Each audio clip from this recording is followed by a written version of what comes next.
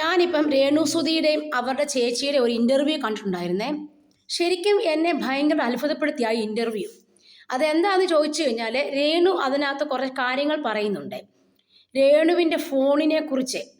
ഒരു ഫോണുണ്ട്, അത് എന്തോ അവിടെ ഞെക്കുമ്പം അത് അങ്ങോട്ട് പോകുന്നതും ഇവിടെ ഞെക്കുമ്പം അത് ഇങ്ങോട്ട് പോകുന്നൊക്കെ പറയുന്നു. എന്നിട്ട് പിന്നെ പറയുന്നു അത് കേടായ ഫോണാന്ന് പറയുന്നു. എത്രയോ കഷ്ടം തോന്നി ഇതൊക്കെ കേട്ടപ്പോൾ. കാരണം അവരുടെ ഇല്ലായ്മയിലുള്ള കഷ്ടമല്ല എനിക്ക് തോന്നിയത്. നമ്മളൊരു ജോലിക്ക് പോകുന്നു, അറ്റ്ലീസ്റ്റ് നമുക്ക് എന്തെങ്കിലും വരുമാനം കിട്ടുമെന്ന് പ്രതീക്ഷിച്ചാണല്ലോ നമ്മൾ ഈ രാവും പകലും അധ്വാനിക്കാൻ പോകുന്നത്. അപ്പോൾ നമ്മൾ എന്താ ചെയ്യുന്നത്? നമുക്ക് കിട്ടുന്ന പൈസ കൊണ്ട് നമ്മൾ നമ്മുടെ അത്യാവശ്യ കാര്യങ്ങളൊക്കെ ആദ്യം സാധിച്ചെടുക്കുക എന്നുള്ളതല്ലേ മെയിൻ. എന്തായാലും നമ്മൾ ഇറങ്ങി പുറപ്പെട്ടിട്ടുണ്ട്. അപ്പോൾ പിന്നെ നമ്മുടെ വീട്ടിലെ കാര്യങ്ങളാന്ന് പറഞ്ഞാലും മറ്റുള്ള കാര്യങ്ങളൊക്കെ നടക്കാൻ വേണ്ടിയാണല്ലോ നമ്മളിങ്ങനെ നടക്കുന്നത്. അപ്പോൾ എന്തായാലും ഇപ്പോഴത്തെ കാലഘട്ടത്തിൽ ഒരു ഫോൺ മേടിക്കാനുള്ള ഒരു പൈസ ഇല്ലേ? നമുക്ക് വരുമാനം കിട്ടാതെ നമ്മൾ എന്തിനാണ് ഈ പരിപാടിക്കൊക്കെ ഇറങ്ങി പുറപ്പെടുന്നതെന്നാണ് എനിക്ക് തോന്നുന്നത്. ഞാനത് വളരെ സ്നേഹത്തോടെ ചോദിക്കുന്ന ഒരു ചോദ്യം മാത്രമേ ഉള്ളൂ. അതായത് അപ്പം നിങ്ങളുടെ വീട്ടിലെ ചിലവ് കഴിയും, അത് കഴിയും, ഇത് കഴിയും എന്നൊക്കെ നിങ്ങൾക്ക് പറയാം.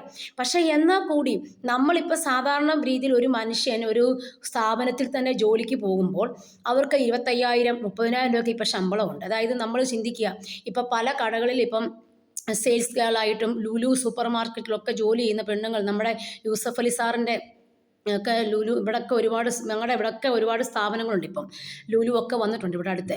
അപ്പോൾ അവിടെയൊക്കെ ജോലി ചെയ്യുന്നവർക്ക് 25,000 രൂപ ശമ്പളമുണ്ട് മാസം. അതുകൂടാതെ അവർക്ക് അലവൻസ് കാര്യങ്ങളൊക്കെ ഹെൽപ്പും ഒക്കെ കിട്ടുന്നുണ്ട്.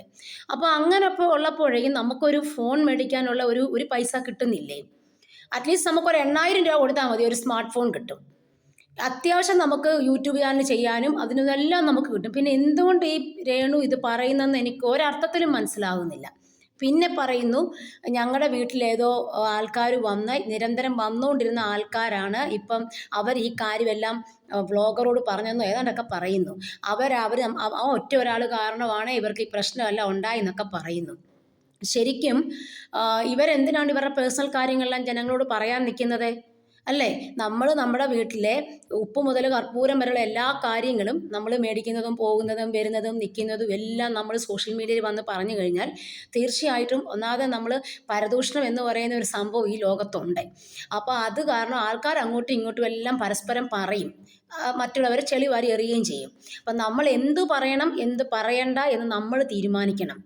നിങ്ങൾ മാത്രമല്ല ഈ ലോകത്ത് ഒറ്റപ്പെട്ട് ജീവിക്കുന്നത്. പിന്നെ ഒരു കാര്യമുണ്ട്, രേണു ഭയങ്കര, എനിക്ക് തോന്നുന്നത് എന്നറിയോ, ഭയങ്കര നാടകീയതയാണ് രേണുവിൻ്റെ സംസാരത്തിലല്ല. അതുകൊണ്ടാണ് നമുക്ക് രേണുവിനെ പിടിക്കാത്തത്.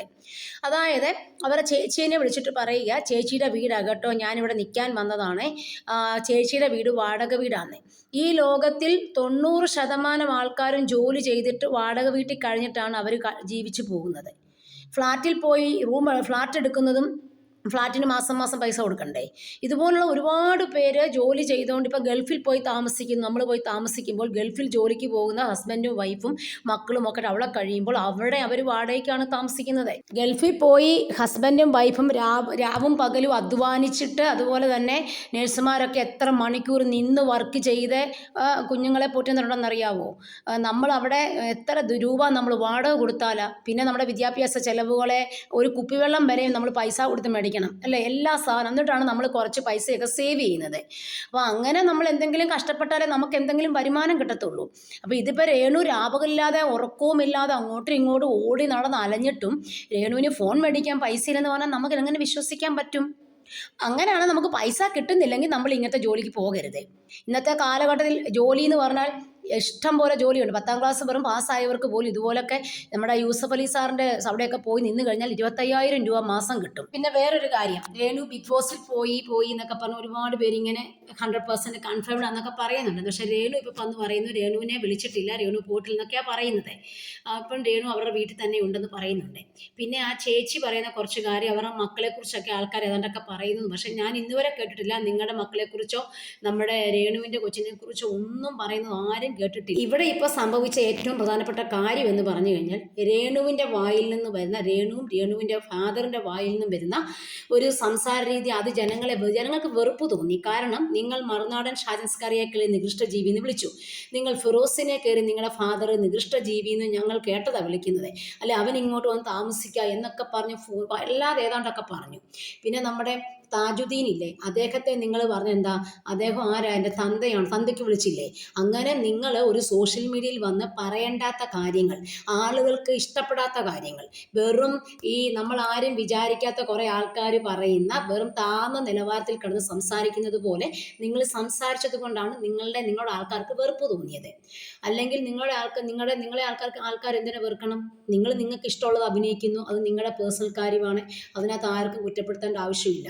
പിന്നെ നിങ്ങൾക്ക് സഹായിച്ച ആൾക്കാരാണ് വീട് വെച്ച് തന്നത്. നമുക്കൊരു വീടില്ലാതെ വിഷമിക്കുമ്പോൾ വീട് വെച്ച് തന്ന ആൾക്കാർ, നമുക്ക് ഒരു മതിൽ കെട്ടി തരുമ്പോൾ അതിനകത്ത് കുറച്ച് വിള്ളലും കാര്യങ്ങളൊക്കെ, അതൊക്കെ എല്ലായിടത്തും വരുന്ന സ്വാഭാവികമായ കാര്യങ്ങളാണ്.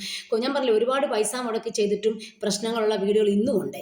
നല്ലവണ്ണം കാശ് മുടക്കി നല്ലവണ്ണം വീട് പണിത ആൾക്കാർ പോലും ഇന്ന് ചോർന്ന് അവരുടെ വാർക്കയ്ക്കകത്തുനിന്ന് ചോരുന്നവർ പറയാറുണ്ട്.